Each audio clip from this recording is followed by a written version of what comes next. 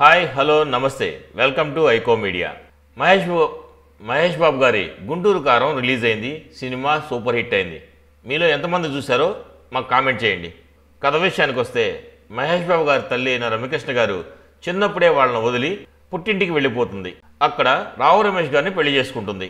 రమ్యకృష్ణ గారి తండ్రైన ప్రకాష్ రాజ్ గారు వాళ్లకు పుట్టిన వారసుడినే తన అసలైన వారసుడని, తననే రాజకీయ రంగప్రవేశం చేయించాలని చూస్తూ ఉంటారు. అలాగే మహేష్ బాబు గారిని పిలిచి ఆస్తిలో భాగం అవసరం లేదని సంతకం చేయమంటారు. ఈ చిన్న పాయింట్ని పట్టుకుని సినిమా మొత్తాన్ని నడిపించారు త్రివిక్రమ్ గారు. సినిమా మొత్తంలో మహేష్ బాబు గారిది హవా. 25 ఏళ్లుగా మనం చూస్తున్న మహేష్ బాబు వేరు, ఈ సినిమాలో ఉన్న మహేష్ బాబు వేరు. వీళ్ళిద్దరి కాంబినేషన్లో గతంలో వచ్చిన అతడు, కలేజా సినిమాలు కమర్షియల్గా అనుకున్నంత విజయం సాధించకపోయినప్పటికీ సినిమాలు బాగానే ఉంటాయి. కానీ గుంటూరు కారం మాత్రం సెన్సేషనల్ హిట్ అయింది. ఫస్ట్ డేనే వరల్డ్ వైడ్గా 133 కోట్లు కలెక్ట్ చేసింది.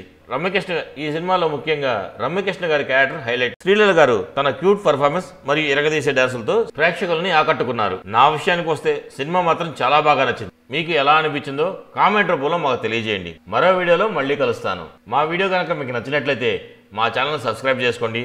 మా వీడియోను షేర్ చేయండి, లైక్ చేయండి. Thank you very much. Bye bye.